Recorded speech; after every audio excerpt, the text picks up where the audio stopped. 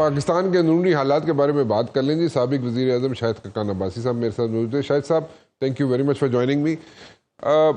یہ جو روز price hike ہوتی ہے, کبھی کم ہو جاتی ہے, پیٹرول کی قیمت کبھی زیادہ ہو جاتی ہے, کبھی کسی چیز کی قیمت بڑھ جاتی ہے, اسی طرح چلتا رہے گا سلسلہ جب تک کہ ایشو سارٹ آؤٹ نہیں ہوتا بٹوین امریکہ اینڈ ایران, یا کوئی اور بھی وجوہات ہیں جس پہ؟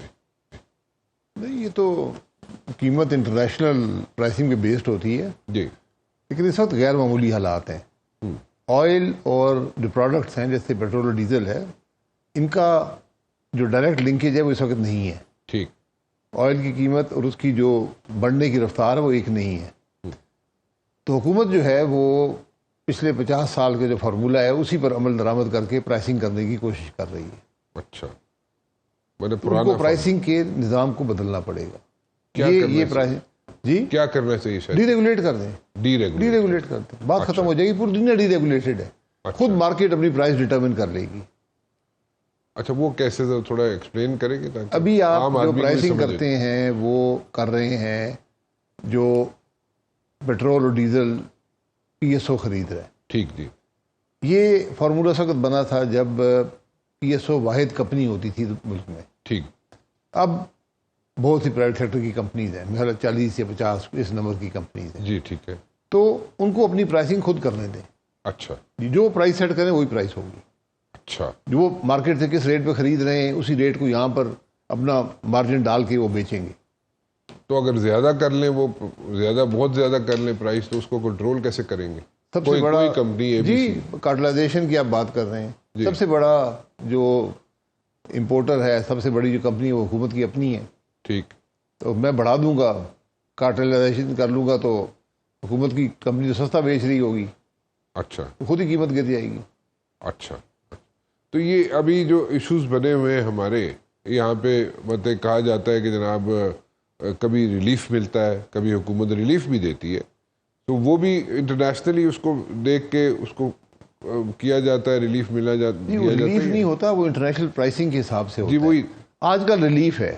اچھا, کیونکہ حکومت پرائسنگ جو ہے وہ کرنے میں ناکام ہے, تو وہ کیا کرتے ہیں, وہ بڑھا دیتے ہیں قیمت, پھر 50 روپے بڑھا دیے, 2 ہفتے بعد کہیں گے اچھا ہم آپ کو 25 روپے ریلیف دے دیں. ٹھیک. تو 25 کم کر دیے. اس کا بیسس مارکیٹ میں نہیں ہے. ٹھیک. وہ حکومت آربیٹریلی فیصلے کر رہی ہے کہ کیا قیمت ہونی چاہیے پروڈکٹس کی.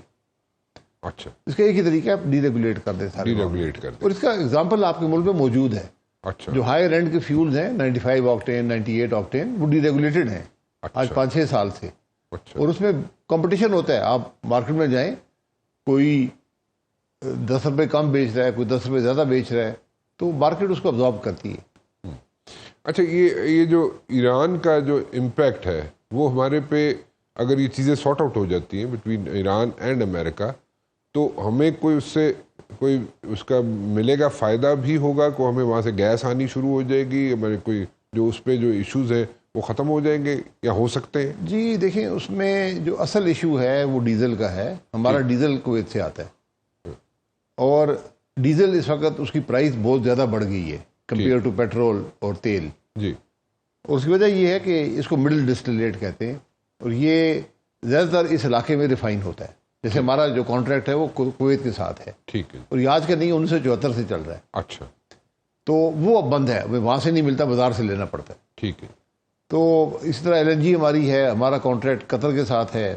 ان کی جو ایل این جی ٹرینز ہیں وہ ڈیمیج ہوئی ہیں, انہوں نے فورس میجور کر دیا ہے. وہ جو ہمیں سستا تھا وہ نہیں مل رہا, یعنی جو ان کی پرائسنگ تھی آج کل کے برینڈ کے اوپر بیسڈ ہوتی ہے, وہ آپ کی تقریباً $12 کی تھی اگر جو آج کا برینڈ ہے.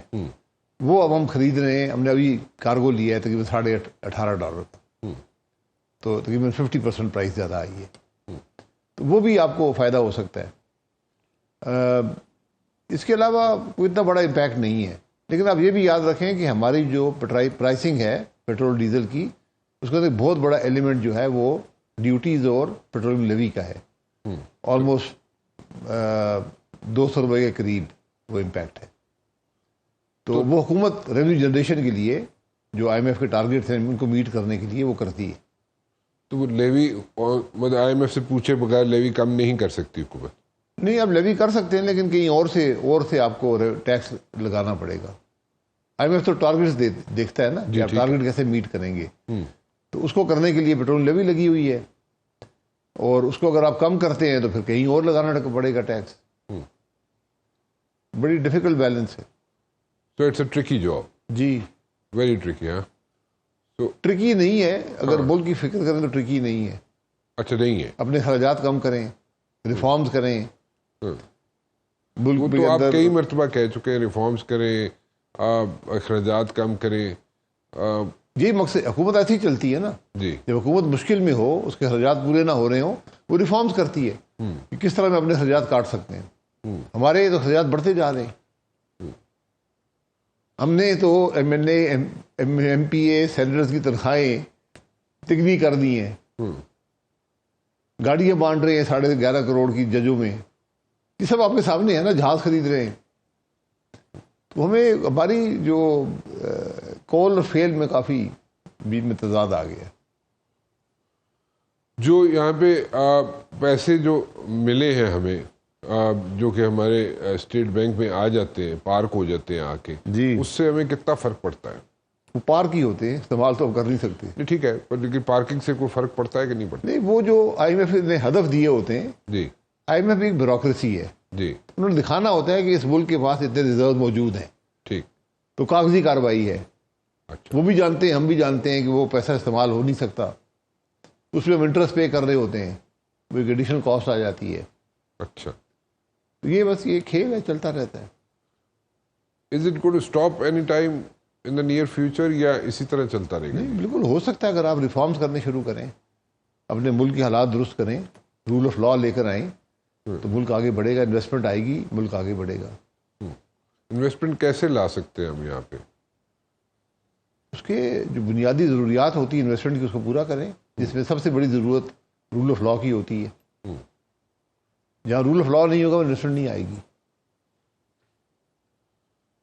اچھا, یہ مزید اگر ہم اس کو دیکھیں, پورے براڈر اسپیکٹ میں دیکھیں, باتوں کو, چیزوں کو دیکھیں, تو آپ کے خیال میں ہمیں کوئی کیا بتائیے؟ تو آپ نے ریفارمز کی بات کر دی, ایک آپ نے کہا جی ہمارے اخراجات کم ہونے چاہیے, اور اس طرح چیزوں کو لے کے ہم آگے چلیں تو پھر ہمیں کوئی تھوڑا سا بریدنگ سپیس مل سکتا ہے اور چیزیں اسٹریٹن اپ ہو سکتی ہیں.